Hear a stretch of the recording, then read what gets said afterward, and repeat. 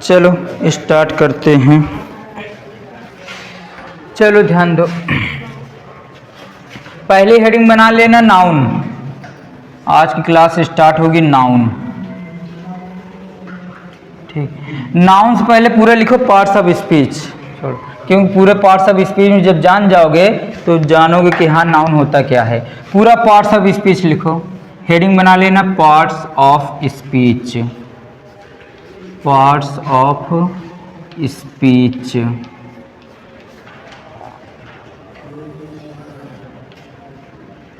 ठीक, parts of speech. हम इसमें पूरा प्रकार लिख देते हैं, 8 जितने प्रकार से होते हैं। पहला नंबर नाउन, दूसरा हो गया प्रोनाउन, तीसरा है वर्ब, चौथा है एडवर्ब, पांचवा है एडजेक्टिव, पांचवा है एडजेक्टिव, छठवां नंबर है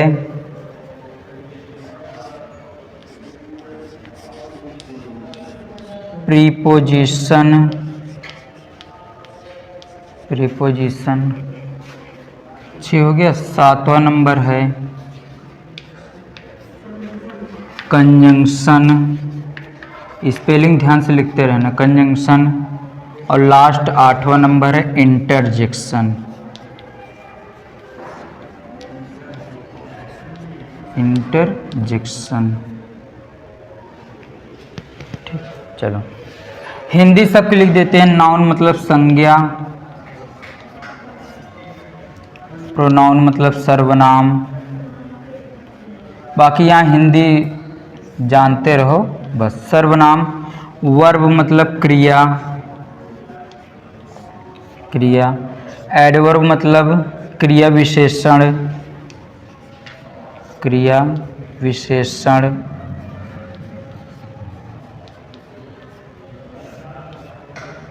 क्रिया विशेषण। एडजेक्टिव मतलब विशेषण, एडजेक्टिव मतलब विशेषण। प्रेपोजिशन मतलब संबंध सूचक, संबंध सूचक अव्यय बोलते हैं इसको, संबंध सूचक अव्यय,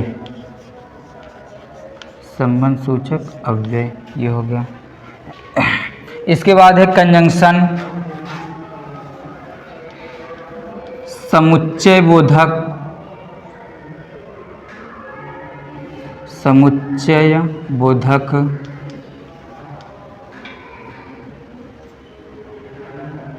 और इधर लिख देते हैं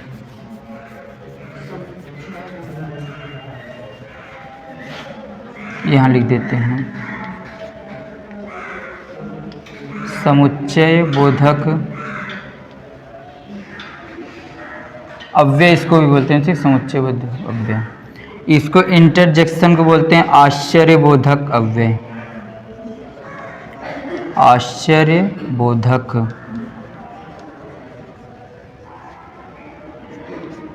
आश्चर्यबोधक अव्यय। ये हो गए पार्ट्स ऑफ स्पीच। ये पूरे क्या हो गए? Parts of speech. 1 2। तो इनका केवल अभी हम लोग इंट्रोडक्शन पढ़ेंगे कि ये क्या होते हैं बस। उसके बाद जब पूरा इंट्रोडक्शन खत्म हो जाएगा तो उसके बाद सब्जेक्ट प्रेडिकेट शुरू होगा। फिर खूब अच्छे सब्जेक्ट प्रेडिकेट पढ़ने के बाद, क्योंकि यहाँ पर यूपी बोर्ड के पेपर में क्वेश्चन आते हैं, ठीक, इतना पढ़ने के बाद फिर क्या करेंगे, तब जाके स्पेशल टॉपिक पढ़ेंगे नाउन फिर से। तो यहाँ पर केवल इंट्रोडक्शन पढ़ा रहे हैं ना, वहाँ इंट्रोडक्शन नहीं, इंट्रोडक्शन फिर से। उसके बाद पूरा प्रकार, टाइप्स होंगे ना, 5 टाइप्स। फिर उसके बाद क्या स्टार्ट करेंगे, टाइप्स। तो याद रखना, तो noun, pronoun, verb, adverb, adjective, preposition, conjunction और इंटरजेक्शन, ठीक, इतना पढ़ेंगे। और इसी बीच में तुम लोग पढ़ा देंगे आर्टिकल, जबकि इसका पार्ट है नहीं, बाकी पढ़ा देंगे आर्टिकल। तो हेडिंग बना लेना नाउन, ठीक, हेडिंग बना लेना नाउन। बाकी नोट कर लिए होगे, इरेज करें। पहली हेडिंग बना लेना नाउन। याद रखना, ठीक है। अभी केवल इंट्रोडक्शन पढ़ाएंगे, उसके बाद फिर से नाउन अभी पढ़ना है, तब पूरा डिटेल में पढ़ेंगे, पूरा नाउन नंबर, नाउन जेंडर, ठीक, पूरा नाउन केस, सब कुछ, ठीक। केवल अभी नाउन हेडिंग बना लेना और डिफिनेशन लिख लेना। जो तुम लोग जानते हो वो भी डिफिनेशन सही है बट अधूरी है, लिख लेना। Noun is the name of person,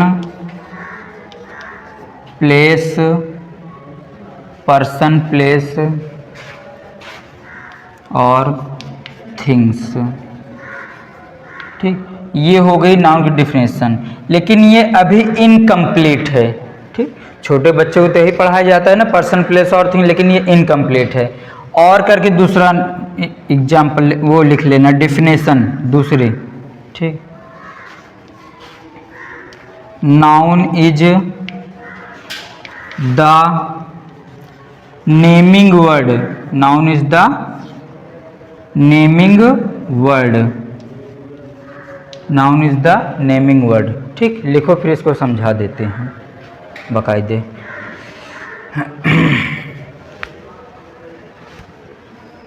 इसके बाद अभी एक और डिफिनेशन बनाएंगे यहीं से, जब जान जाओगे ना उसके बाद खुद ही बनाएंगे, ठीक। पूछने की जरूरत नहीं पड़ेगी।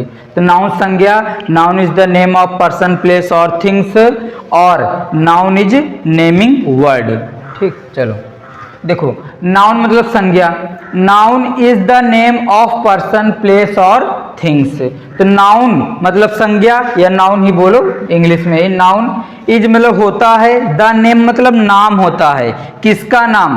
पर्सन का नाम, प्लेस का नाम और वस्तु का नाम। थिंग्स मतलब वस्तु, ठीक। पर्सन मतलब जिसको पता नहीं होगा लिख लेना, व्यक्ति, जानते ही हो, व्यक्ति हो गया।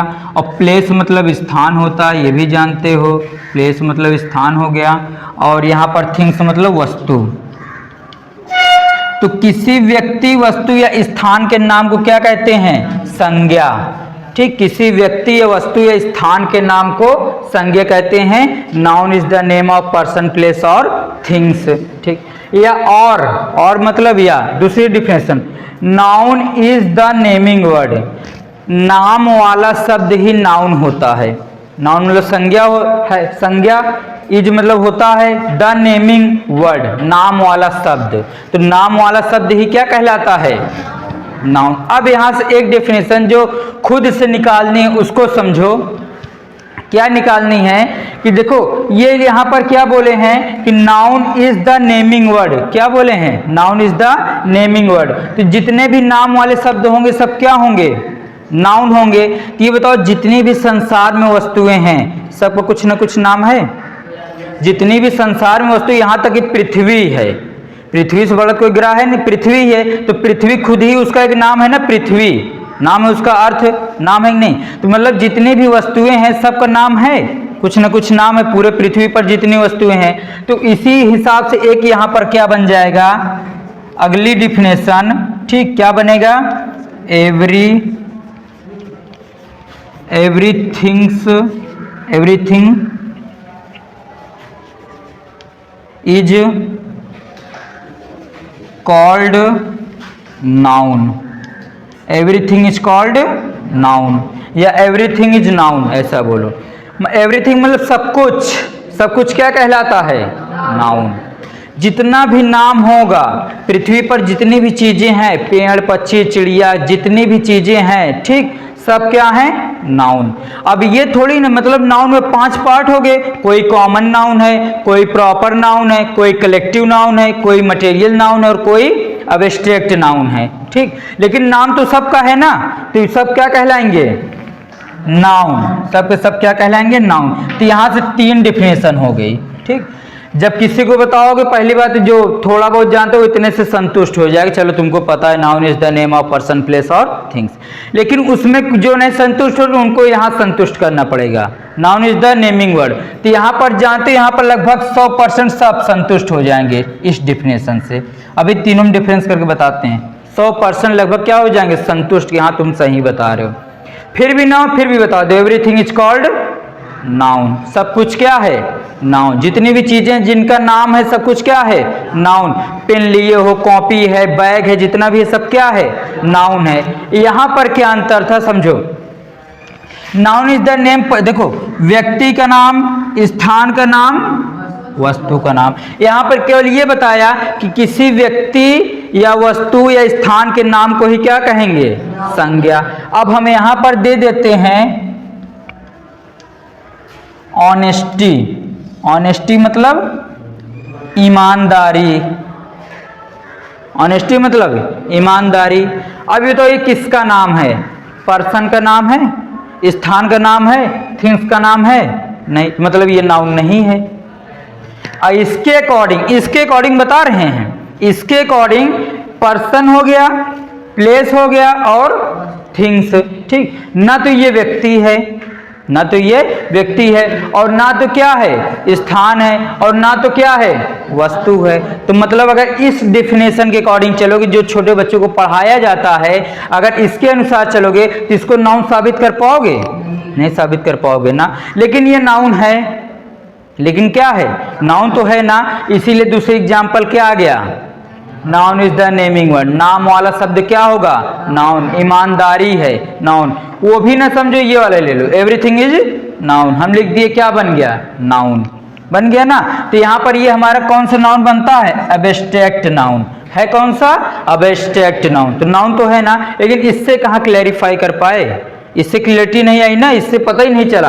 अगर इतना केवल एग्जाम्पल दे दिए और कोई पूछे इतना केवल डिफिनेशन बताओ, ऐसे सब दे दिया वो, क्लेवर, ठीक, क्लेवरिटी, थेफ्ट, चोरी, ये सब। तो इन सबको कैसे इससे सिद्ध कर पाओगे, नहीं सिद्ध कर पाओगे ना। तो इसके लिए 3 एग्जाम्पल, इसीलिए जानते हो 3 डिफिनेशन दिए यहाँ पर। कितने डिफिनेशन दिए, 3। ठीक, नोट कर लियो, इरेज करते हैं इसको। लिखना एग्जाम्पल, जैसे, ठीक, लिख लेना एग्जाम्पल। अब ठीक, एग्जाम्पल है जैसे,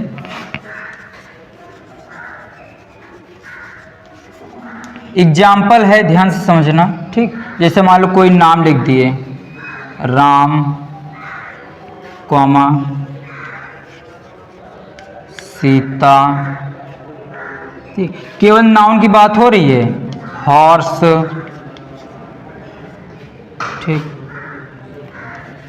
प्रयागराज,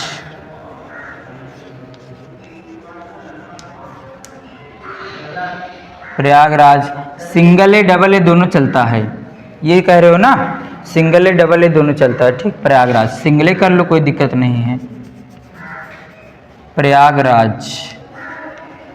ठीक, प्रयागराज यहाँ पर लिख दिए, पेन लिख दिए। ठीक, डॉट डॉट करके ETC कर लेना। ठीक, ये हो गया। ठीक, ये सब क्या है, नाउन है। जितने भी नाम वाले शब्द हैं नाउन है। ठीक, उसे एक नोट पॉइंट करके लिखना, केवल इतने बताएंगे, इसके बाद प्रोनाउन शुरू करेंगे, क्योंकि हमें केवल इतने से मतलब है। नोट, नोट लिखना, नोट। ठीक, इसमें नाउन कौन कौन से होंगे, ध्यान समझना।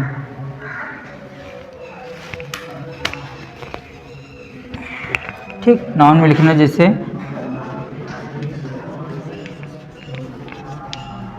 नदियों के नाम, नदियों के नाम, झरनों के नाम, के नाम, पहाड़ों के नाम, पहाड़ों के नाम,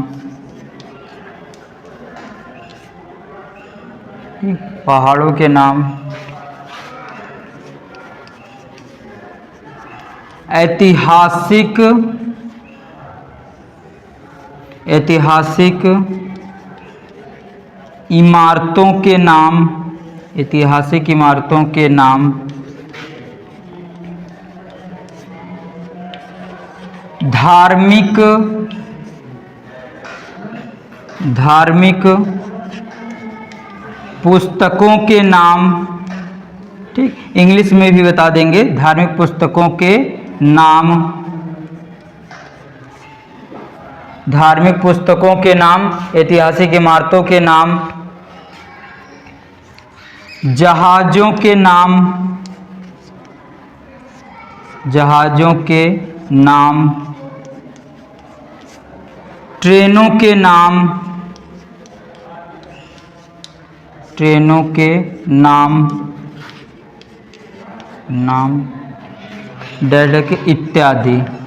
ठीक, ऐसे और भी कोई भी नाम पहले ही बता चुके हैं। ठीक, ढेर सारे नाम आ जाएंगे इत्यादि। कुछ यहाँ पर बता दिए हैं, नदियों के नाम, झरनों के नाम, पहाड़ों के नाम, ऐतिहासिक इमारतों के नाम, धार्मिक पुस्तकों के नाम, जहाज़ों के नाम, ट्रेनों के नाम, डॉट डॉट ऐसे सब हैं। ठीक, एग्जाम्पल अब यहाँ पर लिख लेना, जैसे सब एक एक दे देते हैं। नदियों के नाम लिख लो, the Ganga, the Ganga, comma, झरनों के नाम में लिख लेना the Chilika lake, the Chilika lake, झील है जी, द चिल्का लेक। और पहाड़ों के नाम लिख लें, the mountain, the mountain, comma. ऐतिहासिक इमारतों के नाम में लिख लें, द ताजमहल, द ताज महल। ठीक, और इसके बाद ऊपर लिख देते हैं एग्जाम्पल। और क्या है, धार्मिक पुस्तकों के नाम लिख लेना, द रामायण। ठीक, यहाँ से इसके बाद से लिख लेना द रामायण, द रामायण,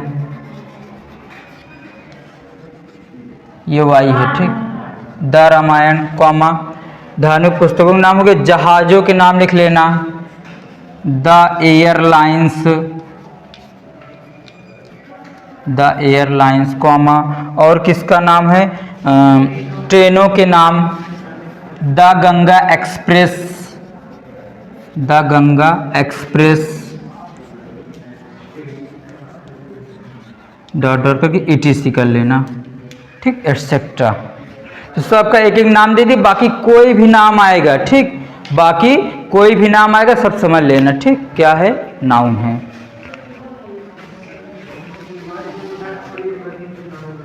नहीं, वो तो द मतलब इसके साथ ही यूज होता है ना, नाम के साथ ही आते हैं, क्योंकि सब प्रॉपर नाउन का काम करते हैं ना, इसलिए हम द का यूज करके लिखवा दिए हैं। समझ में, प्रॉपर नाउन, इसमें कोई दिक्कत नहीं, पूछ सकते हो। ठीक, वो सब प्रॉपर नाउन इसलिए द की किए ना, अगर केवल गंगा लिख देते तब भी ठीक था, और द गंगा लिखे फिर भी ठीक है, प्रॉपर नाउन बन गया। ठीक, बाकी नाउन तो है ना, हम केवल नाउन को बताना चाहते हैं, बस क्या है, नाउन है सब। ठीक, इतना याद रखना बस। चलो इरेज करें इसको।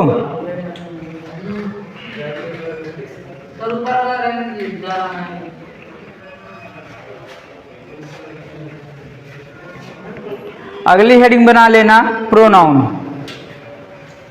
अगली हेडिंग प्रोनाउन।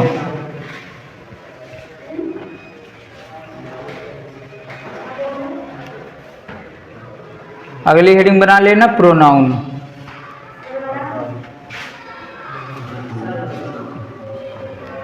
सर्वनाम।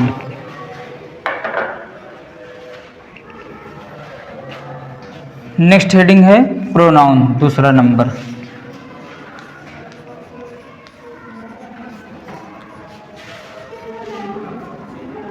सर्वनाम।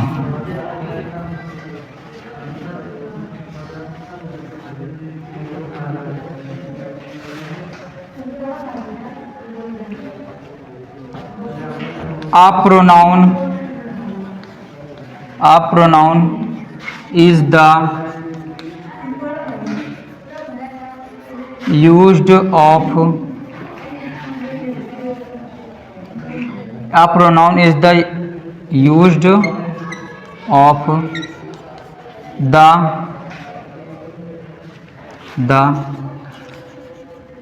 place of noun,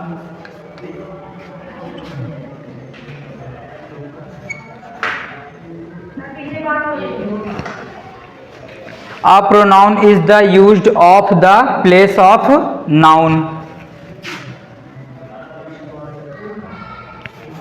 to avoid the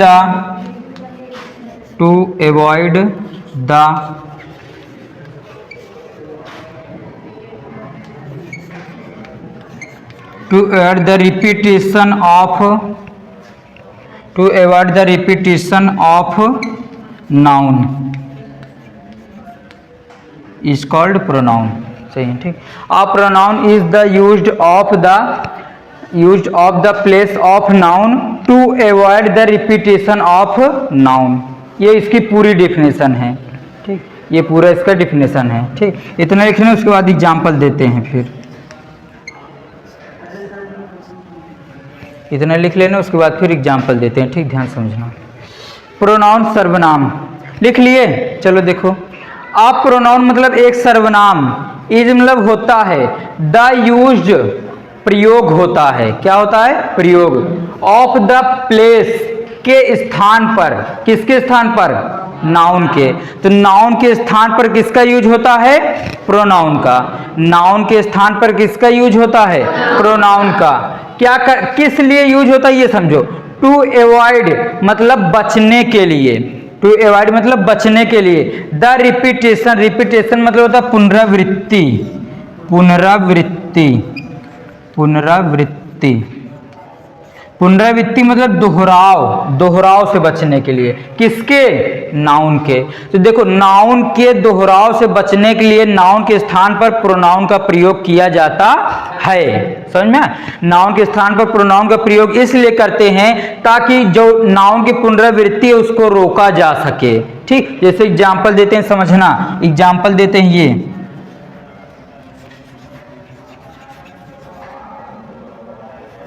Mahatma Gandhi was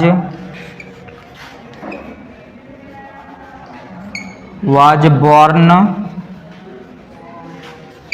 on, कितने अक्टूबर को हुआ था इनका जन्म? 2 अक्टूबर 1869, ठीक। एंड नहीं, एंड महात्मा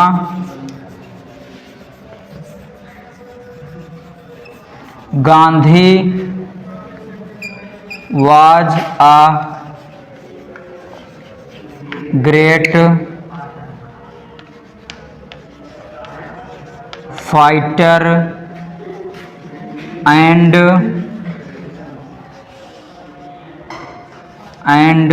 Mahatma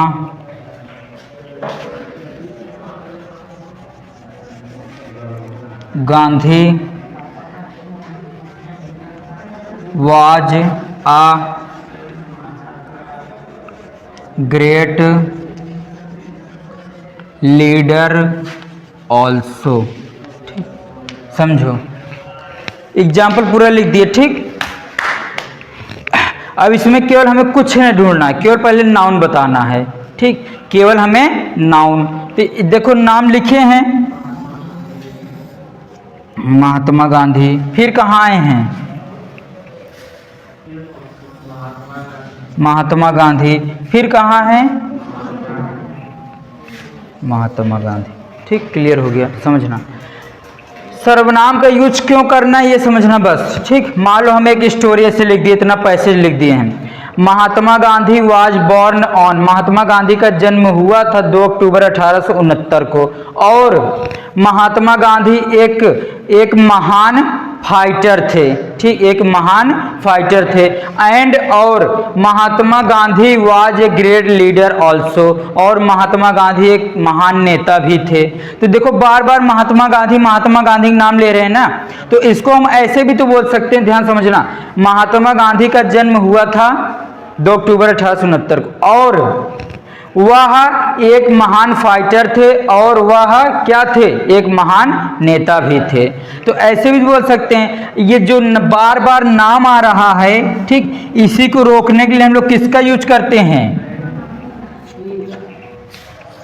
ठीक, एक बार नाम लिखेंगे, क्योंकि जब पहली बार नाम लिखेंगे तो उनके बारे में जानकारी मिलेगी। अब जब आगे की बात उन्हीं के बारे में बताई जा रही है तो दोबारा वही नाम नहीं लिखेंगे। अगर कोई और होता लिख देते, मान लो यहाँ महात्मा गांधी थे, वहां सुभाष चंद्र बोस कर देते, ठीक, यहाँ चंद्रशेखर आजाद कर देते तो सही था, ठीक, एक नाम नहीं है ना, अलग अलग नाम हो गया। लेकिन जब एक ही नाम बार बार यूज हो, उसी को हटाने के लिए हम लोग किसका यूज करते हैं? प्रोनाउन का। अब यहाँ पर महात्मा गांधी पर्सन है तो इनके लिए प्रोनाउन क्या बनेगा? ही। क्या बनेगा? ही। यहाँ भी कार्ड की क्या लिखोगे? ही। तो लिखोगे क्या? Mahatma Gandhi was born on 2 October 1869 and he was a great fighter and he was a great leader also. ठीक, महात्मा गांधी का जन्म हुआ था और वह महान फाइटर और महान नेता भी थे। बन गया समझ में? तो इसी को बार बार रोकने के लिए हम लोग प्रोनाउन का यूज करते हैं, नाउन से बचने के लिए।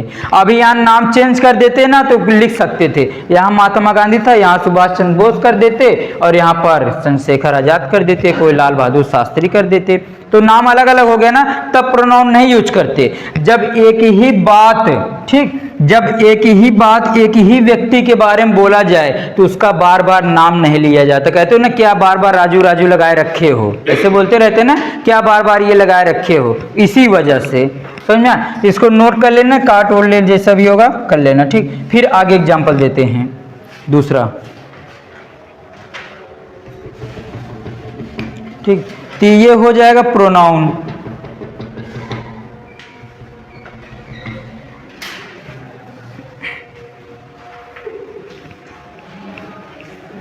ये हो गया हमारा प्रोनाउन।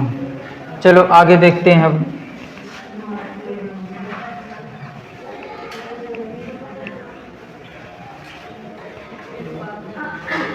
देखो एक एग्जाम्पल और देते हैं, ध्यान समझना।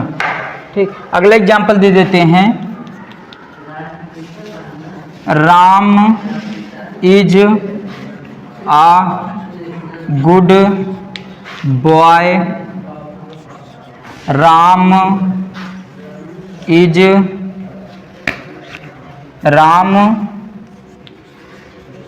Reads in my class.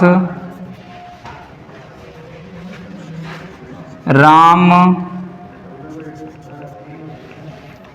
Is an intelligent boy also. ठीक, ध्यान से 3 दे दिए, और बड़ा जोड़ना चाहो बन सकता है। ठीक है, ठीक, तो Ram is a good boy है, राम एक अच्छा लड़का है। ध्यान समझना। Ram reads in my class, Ram मेरी कक्षा में पढ़ता है।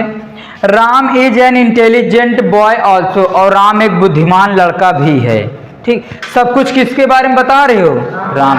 तो जब पहली बार नाउन लिखे, इससे हमें जानकारी मिल गई कि आगे किसके बारे में बात हो रही है। पूरा पढ़ लिए। अब बार बार राम राम करने से क्या है? मोक्ष की प्राप्ति हो जाएगी। ठीक, लेकिन यहाँ पर मोक्ष की प्राप्ति, यहाँ एग्जामिनर नंबर काट लेगा। ठीक, मोक्ष की प्राप्ति होगी लेकिन यहाँ पर मोक्ष की प्राप्ति नहीं होगी, यहाँ पर एग्जामिनर नंबर काटेगा। एक बार जब वही नाम यूज कर लिए तो दोबारा क्या यूज करोगे? उसका प्रोनाउन। उसका क्या यूज करोगे? प्रोनाउन।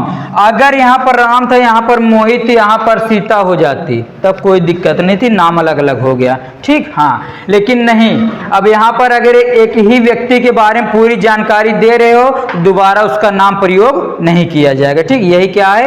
प्रोनाउन। यही क्या होता है? प्रोनाउन। समझ में आ गया ना? अब इरेज कर दें, अब समझ गए होगे अच्छे से। ठीक, हेडिंग बनाओ वर्ब।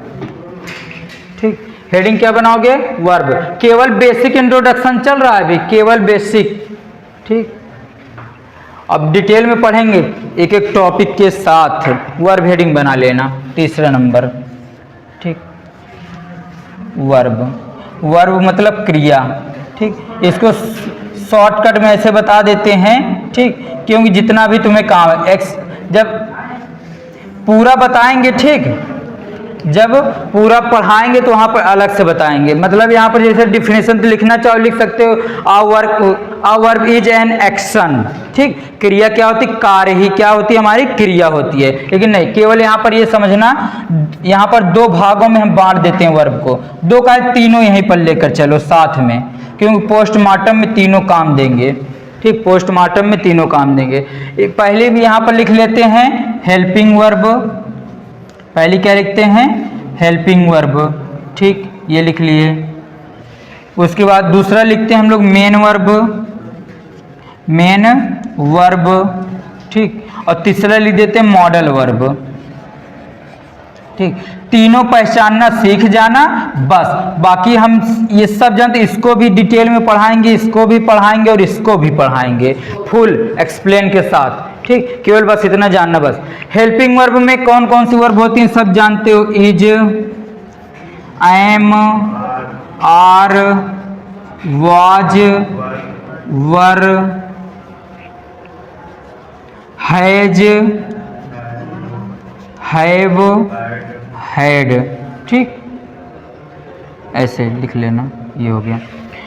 मेन वर्ब में, तो मेन वर्ब जानते हो जिसकी तीनों अवस्थाएं बन सकती हैं, जिसकी तीनों फॉर्म बन सकती है, वही क्या होगी, मेन वर्ब, ठीक। जैसे कुछ एग्जाम्पल लिख देते हैं, गो,